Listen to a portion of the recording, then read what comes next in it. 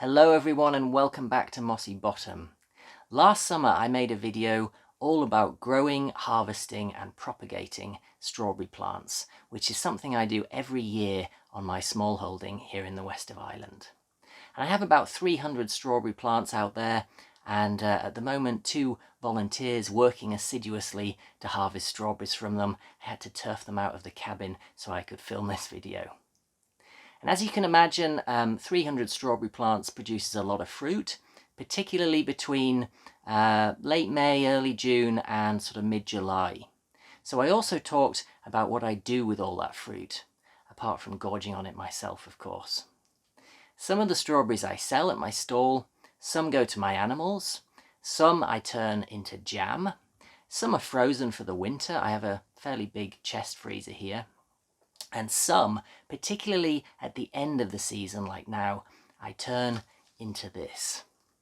And this is my homemade strawberry wine, which, as I boldly but I think accurately said in that first video, I stand by it, is one of the most delicious things I've ever tasted. And it still boggles my mind that for the most part strawberry wine isn't sold commercially. You certainly can't buy it in supermarkets around here.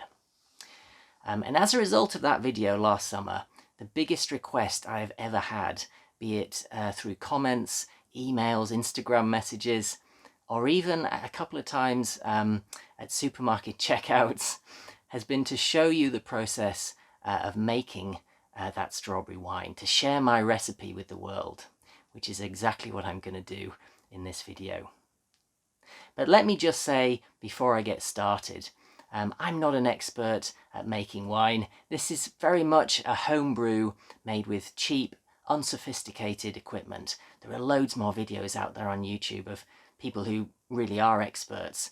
But when you're starting out with something like winemaking, you don't want to be bombarded by too much science and information.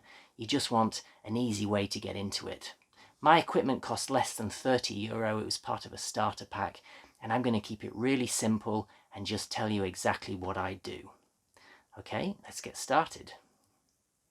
So my intention today is to fill this 25-litre fermenter. But I can't do that in one go because my pans and my bowls just aren't big enough. So I divide everything into 4 batches, repeating the following process, which I'm going to show you until this fermenter is as full as we can safely make it. You could make less or more this way, probably depending on how many strawberries you can get. That's the key factor, because it does take a lot of fruit to get the flavour right, as you will see. So step 1, remember I'm repeating this process 4 times until I've filled up my fermenter. Firstly, I have 1 large mixing bowl full of strawberries, and I've already decored them, making sure the sepals are taken out as well. And those are the little green leaf-like structures around the stem of the berry, and they often have bugs hiding in them, so you want to get rid of them. I've also washed the strawberries thoroughly, and I've taken out any that have gone a bit bad since I picked them. It's really important. When you're doing anything that involves fermentation, cleanliness is key. You don't want bacteria or foreign yeasts contaminating your brew. So wash everything really well, including your hands. Sterilize as much as you can. Then I'm going to boil 2.5 litres, half of one of these, of mineral water. I would not recommend using tap water as it could affect the flavour, or indeed distilled water. People say you shouldn't use that. You want the best tasting natural spring or mineral water that you can buy. And apparently 2.5 litres is about the same as 2.5 US quarts. I had no idea what a quart was until I did a bit of research for this video. It's not a measurement we use here in Europe, but it seems to be about the same as a litre. So from now on, if I say litre and you're in the US or Canada, then just assume I mean about 1 quart. Okay, so once boiling, you want to add 1 kilogram, which is one of these, of granulated white sugar, which is about 2.2 pounds according to Mr. Google. And if that seems like a lot, don't worry, it's for the yeast, not for you. So by the time fermentation is over, it'll all be gone. It'll have been digested by that yeast. Once it's in there, leave it to boil for a few minutes until the sugar is completely dissolved.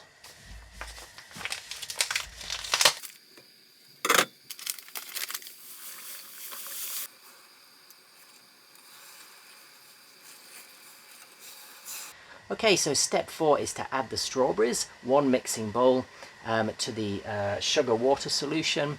I usually leave it on the heat then for just a minute or 2 more, then turn the heat off.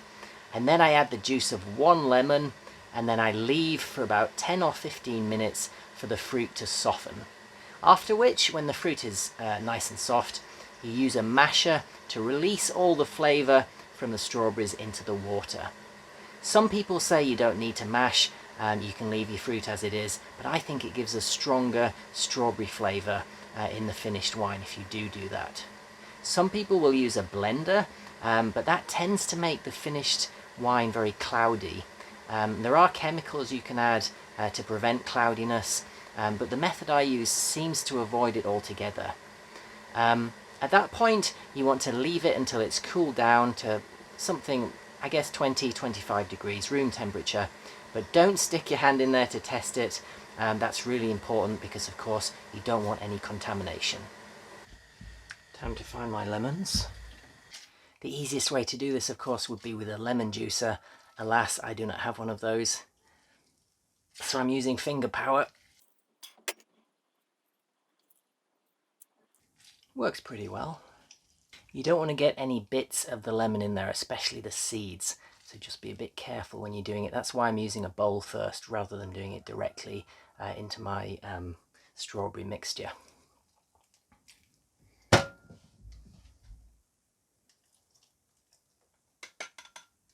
So time to do a bit of mashing now.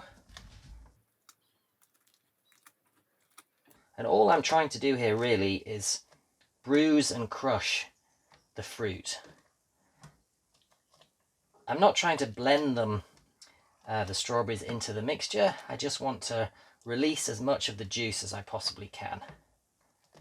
It's all about flavour.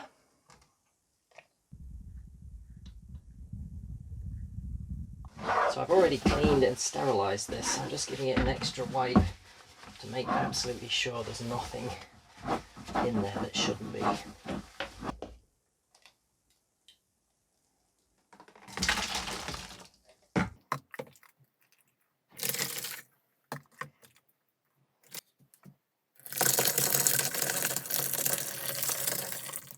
So at this stage then you just want to repeat that 4 times. Water, sugar, strawberries, lemon juice, and then let it cool, mash it up, and then add it to your fermenter.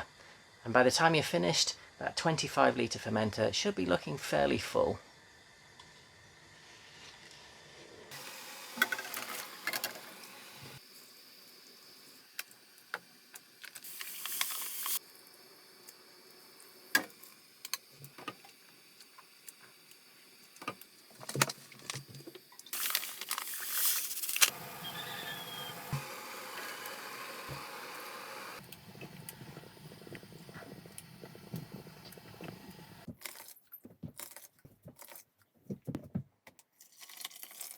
I bet you can't guess what I'm going to do with these.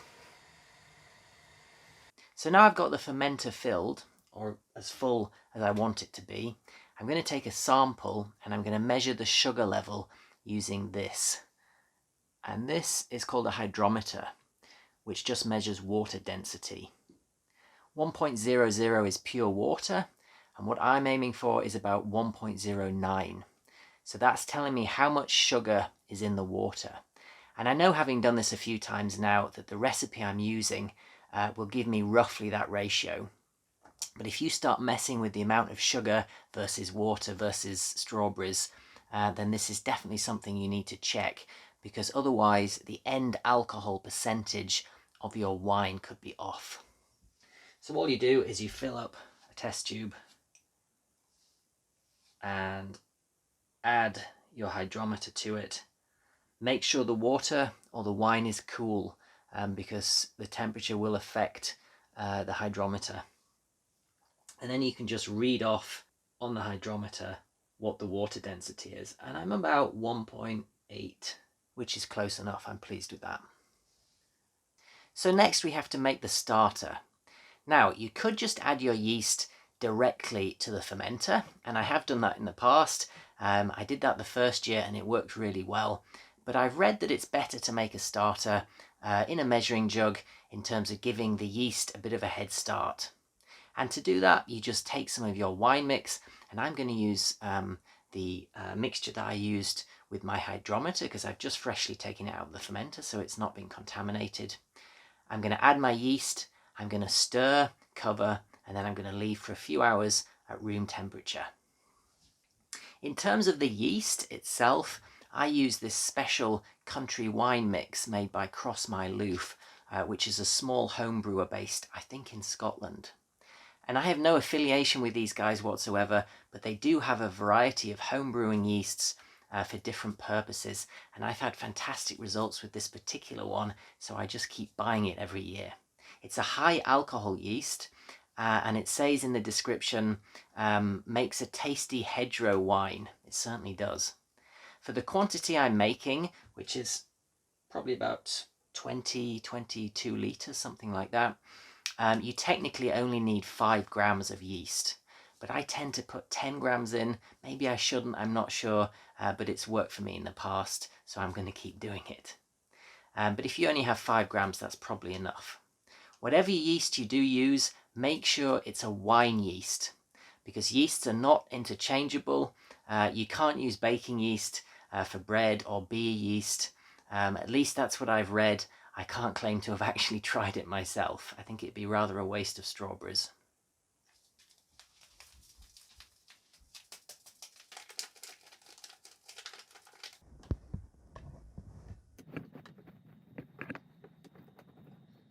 So after leaving it for an hour or two, your starter should be bubbling away, which is a good sign, at which point you can add it to your fermenter.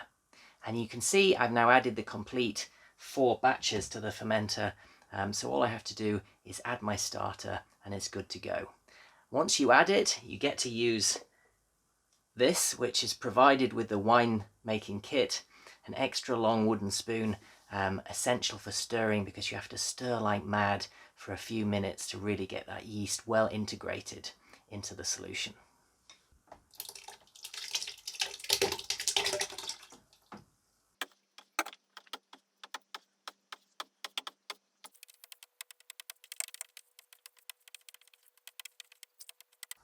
It smells absolutely unbelievable. It's a mixture of strawberries, obviously.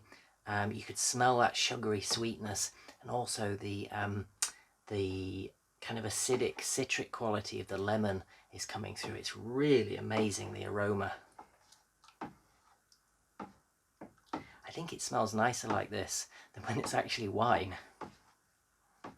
So now comes the part where you have to be very patient. Right now we have very sweet, very sweet water with strawberry lumps in it and 0 alcohol. It might be something a child would like to drink, but I certainly wouldn't. Definitely not wine, but the potential to become wine. So put the lid back on your fermenter. Make sure you add one of these, an airlock, because as the yeast digests the sugar, it will release carbon dioxide, which has to come out somewhere, and you don't want this thing exploding.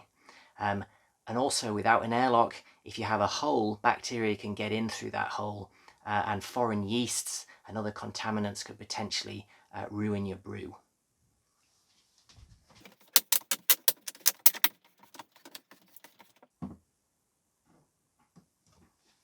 So you're going to want to place your fermenter somewhere dark at room temperature.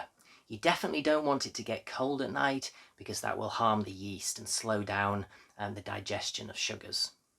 And you'll notice pretty quickly it should start bubbling away within a couple of days, which actually can be quite enthralling to watch, knowing that with each bubble that comes up, more of that sugar is becoming alcohol.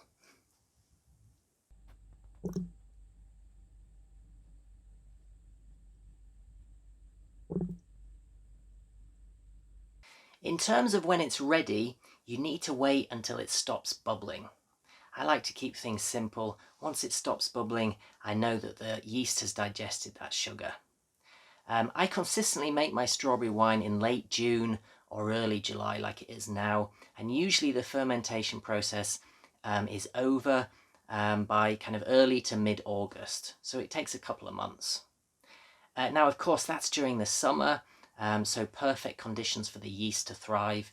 It's going to take longer at different times of the year or in cooler places.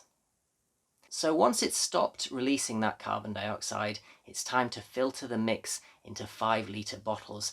And I use the same bottles that I purchased the mineral water in.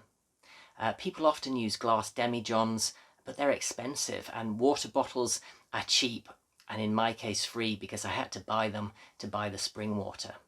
But if you don't intend to drink the wine fairly quickly, certainly within a year or maybe 2 at most, then you should probably invest in some glass containers, because of course they don't leak microplastics, or at least better quality plastic ones that are made for long-term storage.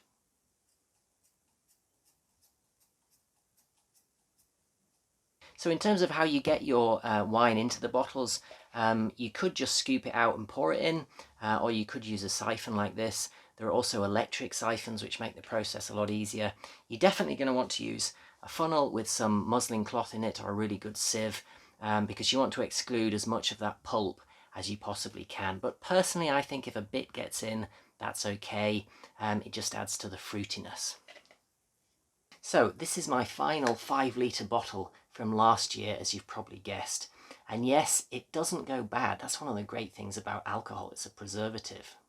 However, what's in this bottle right now wouldn't taste very nice, I don't think, because all the sugar that we added, and I suppose the fructose from the strawberries themselves, has been eaten by our yeast to make that alcohol. So it's about 13 to 15% alcohol, and you can check that with your own brew using the hydrometer. But it has no sweetness whatsoever. Even the sweetness from the strawberries would be gone. If you like a very dry wine, maybe you'll like it like this, but personally I think strawberry wine should be kind of medium sweet, like a strawberry. But we can't just put the sugar back in, because the yeast is still alive and will just continue to digest it. So alas, at this point we have to murder our beloved yeast, which has done all that hard work for us. It really isn't fair, is it?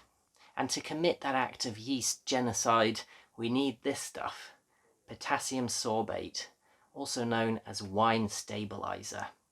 And this is fairly inexpensive again. I think it was about €5 from an online store. It's commonly used in home brewing for this exact purpose, so it's fairly easy to get hold of. And this is something I add as soon as I filter my wine into the 5-litre bottles from the fermenter. So this one has already been done last year when I poured the wine into here back in August. And you add the potassium sorbate at a rate of about half a teaspoon per gallon. So I guess a little over that for one of these bottles. And then for 2 or 3 days after that, you have to swirl really well by turning the bottle upside down repeatedly in order to make sure every last molecule of yeast has been exterminated. It's rather tragic, isn't it? So at that stage, you will have exactly what I have in this bottle now. And we can get rid of our potassium sorbate. We don't need it anymore. We've exterminated our yeast. And now we really can make some wine. So I like to serve my wine in glass bottles, like this one here. I have some lovely 1-litre reusable bottles with stoppers.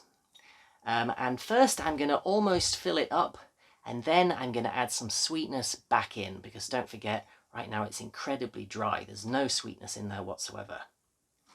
And there is an element of choice here. I personally like to add 2 tablespoons of sugar per 1-litre bottle.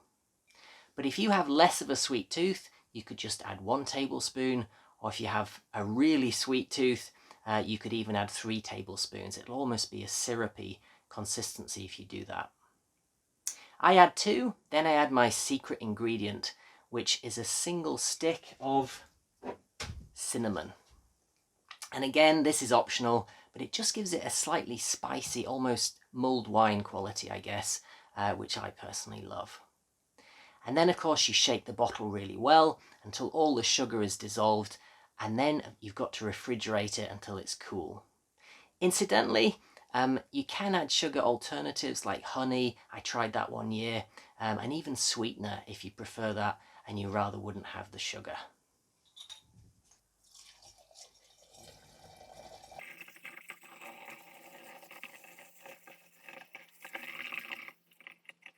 It definitely smells like wine now. I can really detect that alcohol.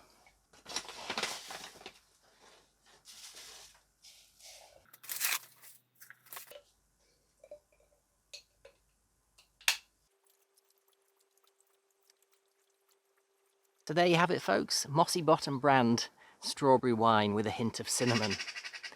Exactly as I make it every year. The magpies are impressed, aren't they?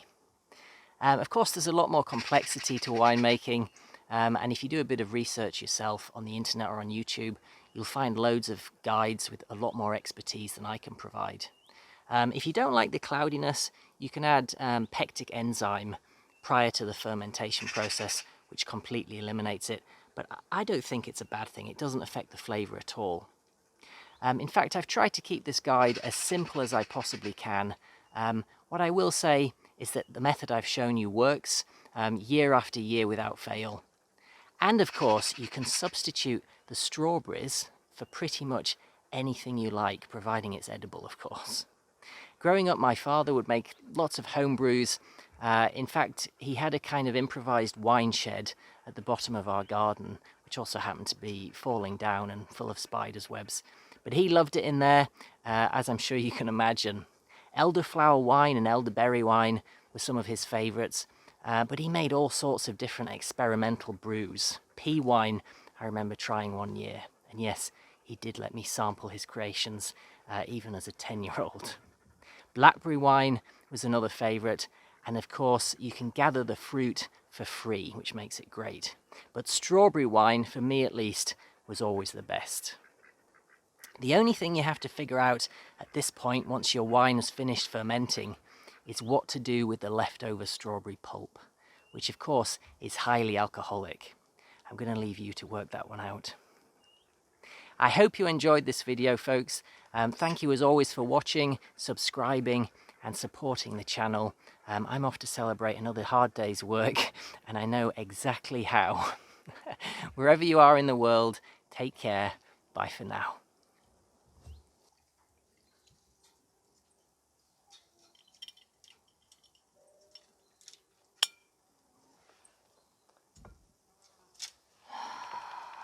Cheers.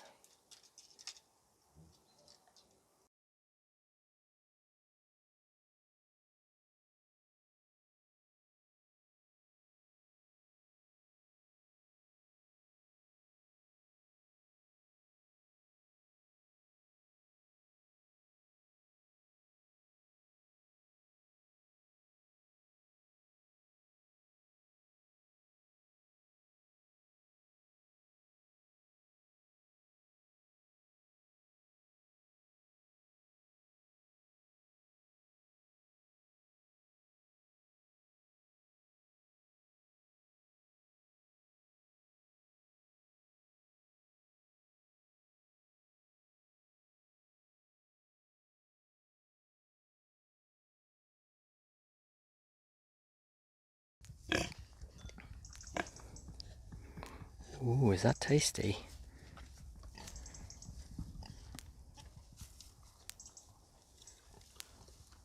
Not impressed.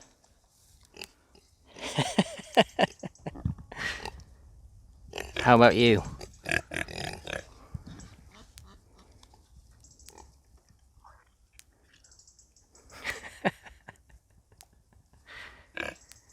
I did check beforehand, by the way, that it's safe to give them citrus fruit.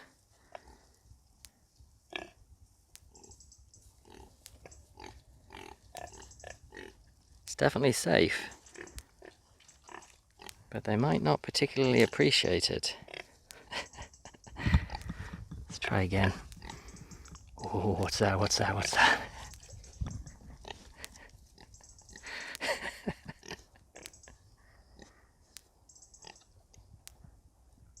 I think... Oh, did you eat ostrich? Very good. Very good.